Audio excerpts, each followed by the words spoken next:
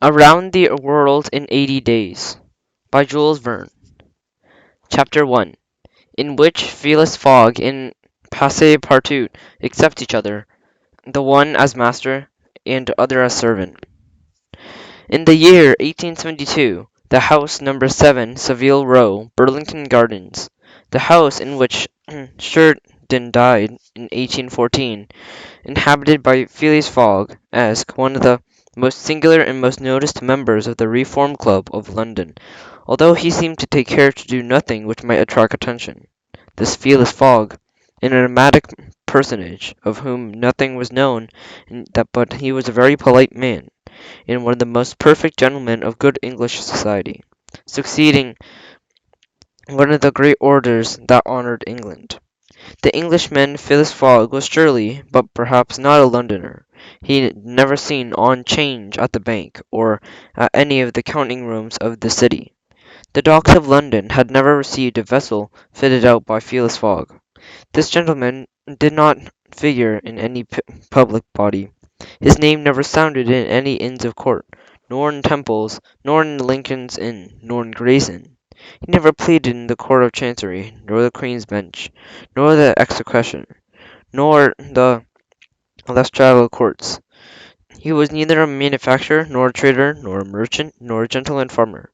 He was not a member of the Royal Institution of Great Britain, or the London Institution, or the Artisan Association, or the Russell Institution, or the Literary Institution of the West, or the Law Institute, or that of the Law, Arts, and Sciences, placed under the direct patronage of her gracious Majesty. In fact, he belonged to none of the numerous societies that swarmed in the capital of England, from the Harmonic to the Entomological Society, found principally from the purpose of destroying hurtful insects. Phileas Fogg was a member of the Reform Club, and that was all. Should anyone be astonished in that a mysterious gentleman should be among the members of this honourable institution? Will he reply We will reply that he obtained admission on a recommendation of the Baring brothers, with whom he had open credit. Thence a certain appearance due to his conscience being regularly paid at sight by the debit of his account current, which was always to his credit. Was this Phileas Fogg rich? Undoubtedly, but the best informed could not say how he made his money. Mr. Fogg was the last person to whom it may have been proper to go for information. He was no means extravagant in anything, neither was he avaricious, for when money was needed for a noble, useful, or benevolent purpose, he gave it quietly, for a noble and even anonymously. In short, no one was less communicative than this gentleman. He talked as little as possible, and seemed so much more mysterious than silent, but his life was open to the light. But what he did was always so mathematically the same thing, that the imagination, unsatisfied, sought further. Had he travelled? It was possible, for none knew the world better than he. There was no spot so secluded that he did not appear to have a special acquaintance with it. Sometimes, in a few brief words, clear words, he would correct the thousands suppositions circulating in the club with reference to travellers lost or strayed. He pointed out the true probabilities, and so often did events justify his predictions, as he seemed gifted with a sort of second sight. The man must have travelled everywhere, in a spirit, at least.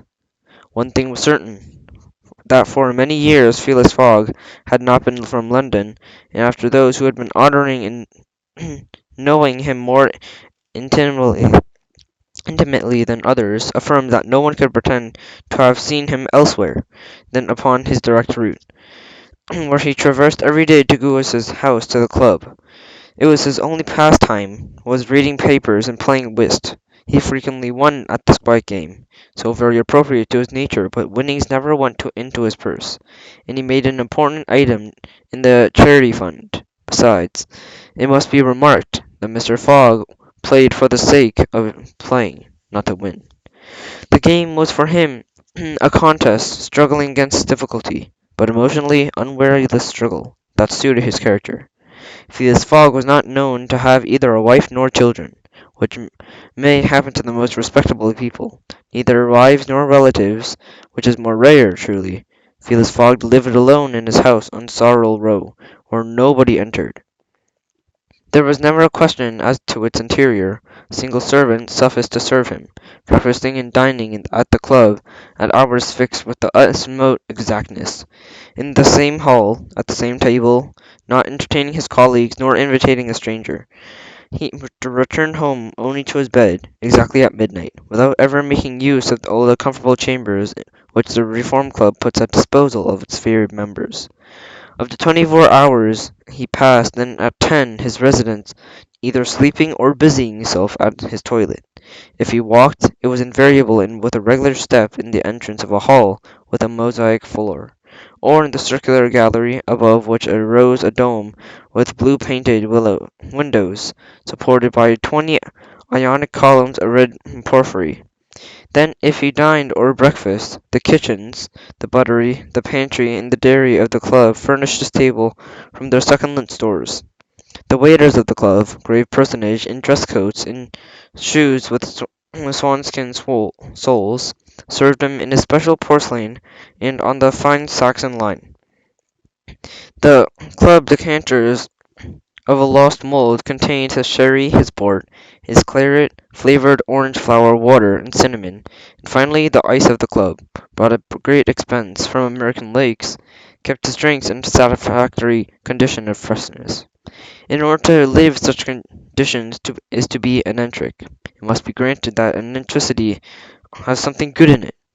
The mansion of Savile Row, without being sumptuous, recommended by itself the extreme comfort. Besides, without unvarying habits of the occupants, the number of servants was only reduced to one. But Phileas Fogg demanded that his only servant an extraordinary and regular punctuality. This very day, the 2nd of October, Phileas Fogg has dismissed James Forster, this youth having incurred his displeasure by bringing him shaving water at 84 degrees Fahrenheit instead of 86. He was waiting for his successor, who was to make his appearance between 11 and past 11. Phileas Fogg, squarely in his armchair, his feet close together like those of a soldier on a parade, his hands resting on his knees, body straight, his head erect, was watching the hands of the clock move, a complicated mechanism which indicated the hours and minutes, the seconds and days, days of months and years. At the stroke of half-past 11 Mr. Fogg would, according to his daily habit, leave his house and repair to the Reform Club. At this moment there was a knock on the door of a small parlour, in which was Phileas Fogg. James Forster, the dismissed servant, appeared. "The new servant," he said. A young man, aged 30, came forward and bowed. "You are a Frenchman, and is your name John?" Phileas asked him. "Jean, if it does not displease you, monsieur," he replied. The newcomer, "Jean Passepartout, a surname which has clung to me and which my natural aptitude of withdrawing from business has justified. I believe, sir, that I am an honest fellow, but to be frank, I have several trades. I have been a travelling singer, a circus rider, vaulting of a leotard, and dancing on the rope of a blondin. Then I became a professor of gymnastics. In order to render my talents more useful, in the last place, I was a sergeant fireman at Paris. I have among my paper notes of remarkable fires, but 5 years have passed since I left France, wishing to have a taste of family life. I've been valet in England, now finding myself out of the situation, and having learned that Monsieur Phileas Fogg was the most exact and most settled gentleman in the United Kingdom, I presented myself to Monsieur with the hope of living tranquilly with him, and of those forgetting even the name of Passepartout. "Passepartout suits me," replied the gentleman. "You are recommended to me. I have good reports concerning you. You know my conditions?" "Yes, sir." "Well, what time do you have?" 22 minutes after 11," replied Passepartout, drawing from the depths of his pocket an enormous silver watch. "You are slow," said Mr. Fogg. "Pardon me, monsieur, but it is impossible. You are 4 minutes too slow. It does not matter. It suffices to the state of difference. Then from this moment, 29 minutes after 11 o'clock, this Wednesday, October 1872, you are at my service." That said, Phileas Fogg rose, took his hat into his left hand, placed it upon his head with an automatic movement, and disappeared without another word. Passepartout heard the street door close once. It was his new master going out. Then the second time it was Procedure, James Forster, departing in his turn. Passepartout remained alone in the house in Savile Row.